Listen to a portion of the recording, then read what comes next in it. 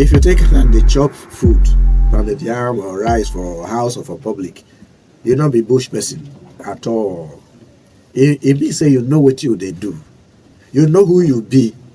Now make you the chop as you they chop.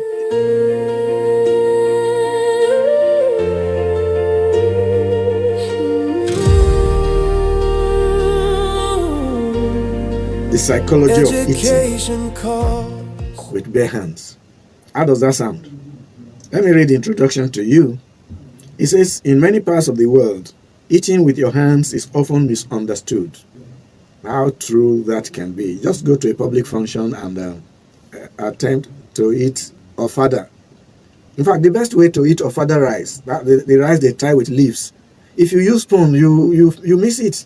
The rice that was packaged originally in leaves, those days, was not meant to be eaten with anything because it was, your hand is a fork with 5 prongs.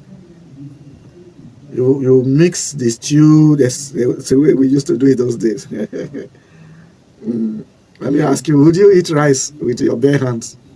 It says, some people see eating with hands as old-fashioned. Others assume it is a lack of table manners.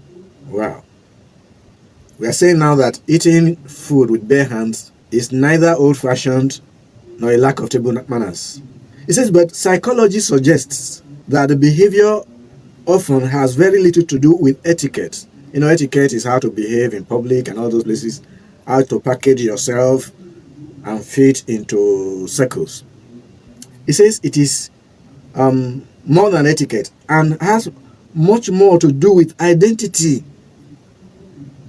So this research is telling us that as far as psychology is concerned, people who eat with hands, their fingers, are more concerned about their identity, about senses, connection, and cultural belonging. Long before forks and spoons became everyday tools, according to the research work, humans used their hands to eat.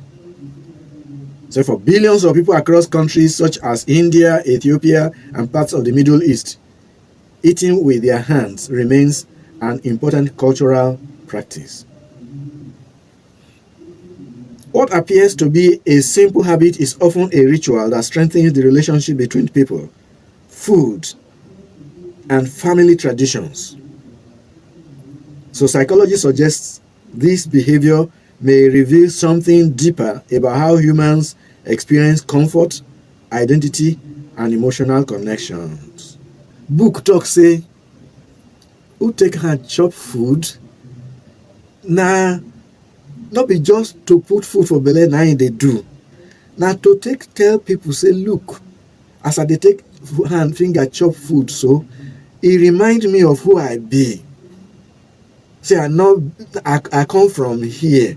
Our people now so that they do them. You know, they say people, they go wear dress, they go waka. When you say why they do like this, say now so our people they do. They say so. If you see person will take hand, they chop food.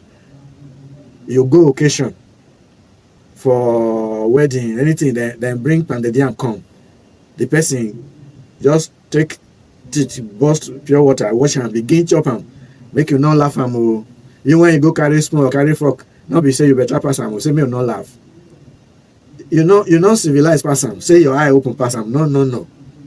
He say he get waiting day body where they make person want take in fingers chop food instead of spoon, cutlery. I mean, then they call them, all of them cutlery, spoon, fork, and knife. Now be cutlery.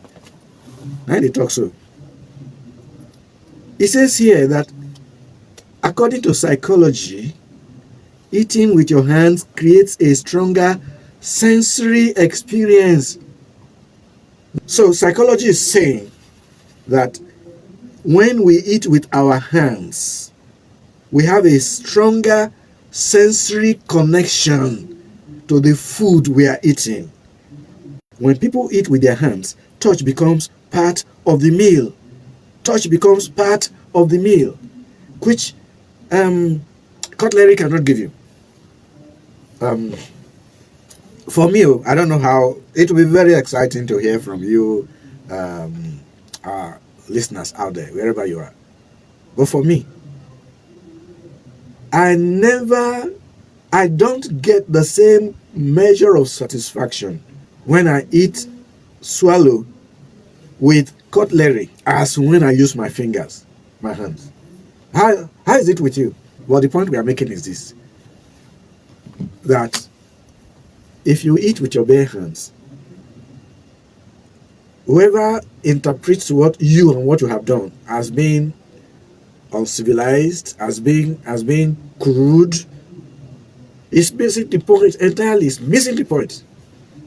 There's a psychology, there is a reasoning that explains why people do what they do. So if you enter my house and you see three of us sitting on the ground, on the floor, on the tiles, with our legs folded under us, or in such a way, and with bare hands, we are picking this, pick meat, we pick that, and we are eating. And you look around and say, oh, these people are supposed to be educated and exposed. It's beyond education and exposure. It's about identity and an intentional decision to stay connected to that identity. That's what psychology is saying. That's all the things we are saying. So we go stop for here. And what we don't talk, we say, if you take and they chop food, pounded yam or rice for a house or for public, you'll not be bush person at all.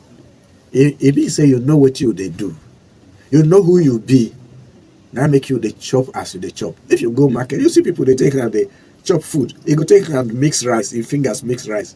They pack and put from out. Then you pass, you say, now bush behavior. But this what do you mean by bush behavior? Before before spoon come where we there, we know they chop food.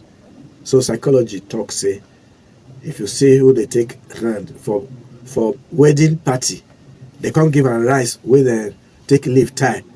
It can't take hand they chop them.